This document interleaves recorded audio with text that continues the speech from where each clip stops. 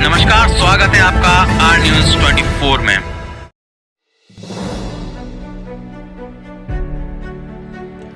नगरीय निर्वाचन 2022 में नगर पालिका परिषद रैली के लिए ऐसा पहला मौका आया जब 12 अगस्त 2022 के दिन नगर पालिका परिषद के 16वें एवं ऐसे पहले युवा अध्यक्ष देवराज उमाशंकर सोनी जो कि निर्विरोध निर्वाचित हुए हैं।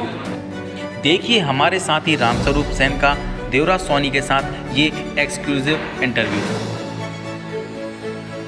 हम आ पहुँचे हैं नवनिर्वाचित नगर पालिका अध्यक्ष देवराज सोनी जी के घर, जहां पर हम उनसे बात करेंगे कि आप किस तरीके से निर्विरोध निर्वाचित हुए हैं।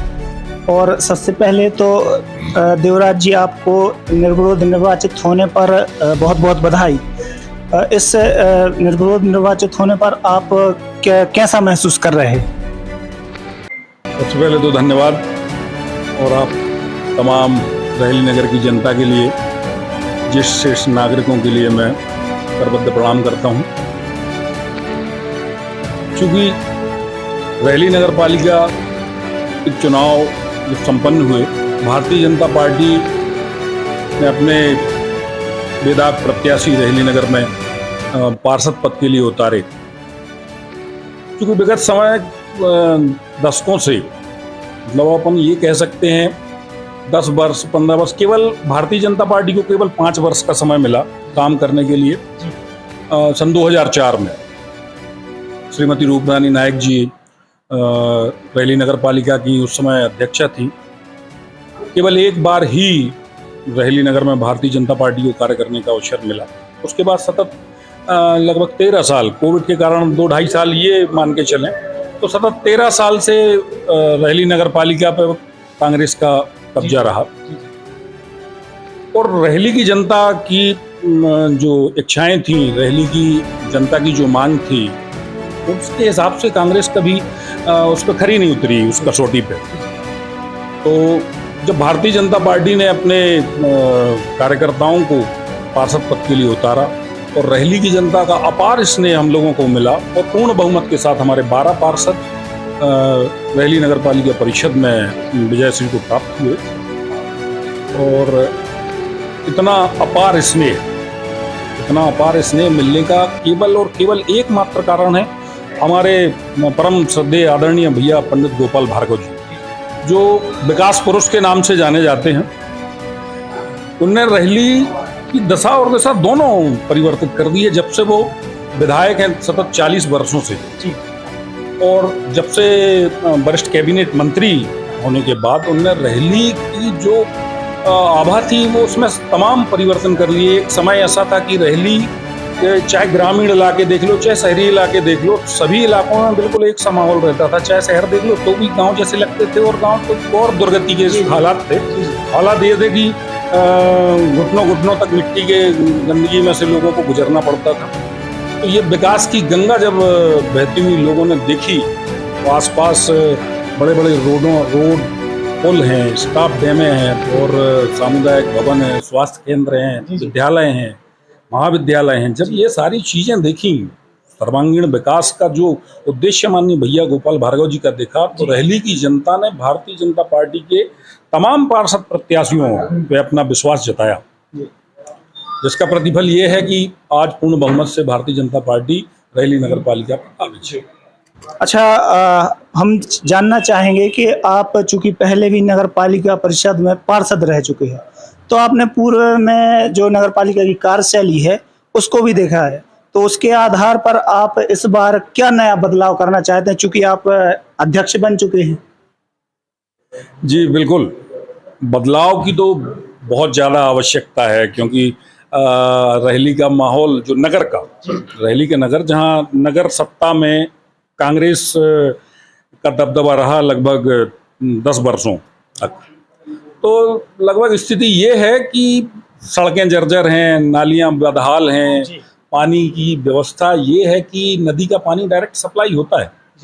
अब चूंकि मैं पूर्व में पार्षद था सन 2009 से लेके 14 तक मेरा पार्षद कार्यकाल था, लेकिन तब भी एक ही विडंबना थी कि नगरपालिका जो अध्यक्ष वो कांग्रेस विपक्षी परिषद से थे, तो उस समय भी कुछ खास नहीं हो पाया। मैं अपने वार्ड के कामों के बारे में भी अगर ब्यौरा दूं तो जरा सी 2-4 रोड सड़कों का निर्माण मैं करवा पाया था, 2-4 नालियों का निर्माण करवा पाया था, लेकिन मांगे हमारी बहुत सारी थी, लेकिन नहीं हो पाया जी। लेकिन इस बार बहुत कुछ परिवर्तन करने की इच्छा है जी।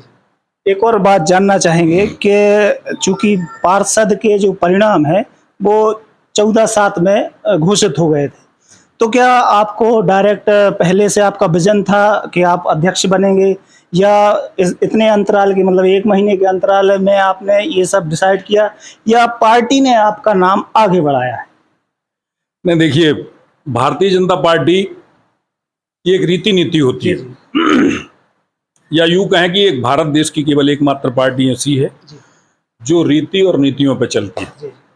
भारतीय जनता पार्टी का एक एक कार्यकर्ता अपने आप में एक बहुत बड़ी ताकत रखता है, अपने आप में एक मायने रखती है। आज का समय भारतीय जनता पार्टी का कोई भी कार्यकर्ता हो, वो अपने आप में एक बहुत कद रखता है। तो भारतीय जनता पार्टी की रीति नीति के अनुसार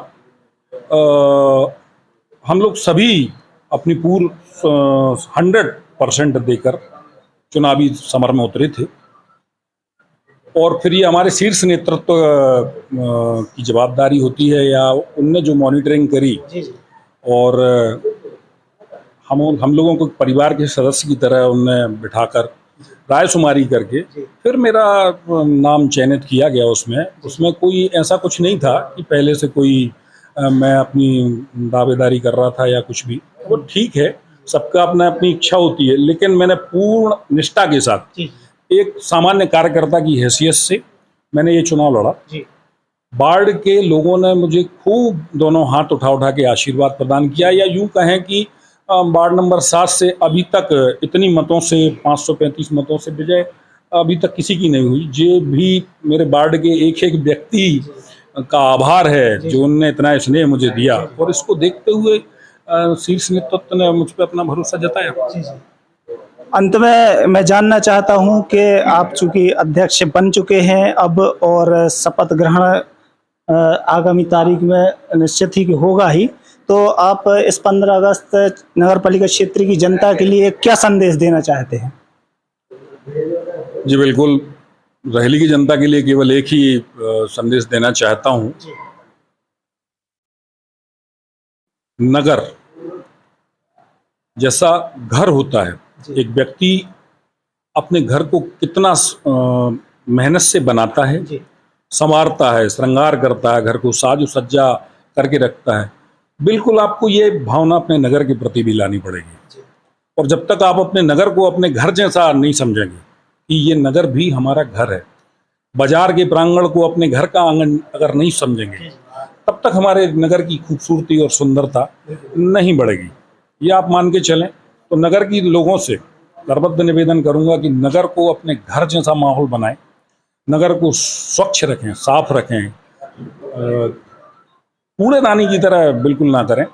बिल्कुल, वो कहते हैं ना स्वच्छ भारत अभियान के तहत कि गंदगी को हमेशा कचरे दान में ही डालें, नालियां साफ सुथरी रखने की जवाबदारी हम लोगों की है। लेकिन लोग बाग क्या करते हैं कि जो कचरा जहां डाला जाता है उसको वहीं डालें, नालियों में ना फेंकें। नालियां चौक नहीं होंगी, पर बरसात में नालियों का पानी सड़कों पे आ जाता है। तो ये सारी कहीं ना कहीं ये गंदगी का कारण हम ही लोग हो जाते हैं। अगर उस कचरे को अगर सुव्यवस्थित डाला होता तो ये हालात ना होते। तो नगर को बिल्कुल अपने घर जैसा समझें। आपका घर है, जैसा घर का आंगन होता है वैसे आप अपने नगर को समझें। स्वच्छ रखें, साफ रखें। और सभी को 15 अगस्त की मैं स्वतंत्रता दिवस का अवसर है, 75वां आज़ादी का वर्ष है। सभी को केवल बहुत बहुत सारी शुभकामनाएं देता हूं। आज़ादी के 75 वर्ष हम पूर्ण कर चुके हैं। भारत देश के प्रधानमंत्री माननीय नरेंद्र मोदी जी ने आज़ादी का अमृत वर्ष के नाम से ये समूचे देश में तिरंगा फहराने का आह्वान किया है। सभी से मैं करबद्ध निवेदन करूंगा, ये हमारी जवाबदारी भी होती है, अपने अपने घरों के शिखर पे हमारा तिरंगा लहराएं। ये तिरंगा हमारे भारत देश की आत्मा है। जी बिल्कुल। हमें जरूरत है उस आज़ादी जो हमें मिली है, 75 वर्ष पूरे मिली है, आज की जनरेशन उसको नहीं समझ पाएगी, लेकिन माननीय प्रधानमंत्री जी का जो उद्देश्य है कि 75 वर्ष पूर्व हमारे देश के क्रांतिकारी थे जो शहीद हो गए, बलिदान हो गए, उनने कितना साहस किया होगा, जो उन्होंने कुर्बानी दी देश के लिए, उनके क्या एहसास होंगे। वो एहसास पुनः इस तिरंगा यात्रा के माध्यम से देश के प्रत्येक नागरिक के हृदय में वो अलग जगह, वो दीप जले। जी जी। इस भावना को लेकर उन्हें माननीय प्रधानमंत्री नरेंद्र मोदी जी ने जो ये तिरंगा यात्रा का आह्वान किया है, मैं केवल एक ही सभी से निवेदन करूंगा, आप तिरंगे को अपने घर में बिल्कुल पूरे गर्व के साथ अपने घर की छत पर लहराएं और उस एहसास को अपने हृदय में जीवित करें। वो आज़ादी का जज्बा, वो हौसला, वो संघर्ष, उसको याद करें। अपने देश के लिए बलिदान हुए कर्मवीरों को याद करें। सभी को बहुत बहुत सारी आज़ादी के 75 वर्ष पूर्ण होने की बहुत बहुत सारी शुभकामनाएं। सभी स्वस्थ रहें, सभी संपन्न रहें, सभी समृद्ध रहें। तो जैसा कि आपने सुना, देवराज सोनी जी जो कि अध्यक्ष निर्वाचित हो चुके हैं, उन्होंने क्षेत्र की जनता के लिए संदेश दिया है कि अपने घर को आंगन की तरह, नगर पालिका अपने शहर को आंगन की तरह संजोएं, स्वच्छ रखें, तभी जाके हमारा शहर स्वच्छ हो पाएगा, एक स्वस्थ शहर हो पाएगा। देवराज जी, आपको पुनः नगर पालिका अध्यक्ष बनने की बधाई और शुभकामनाएं।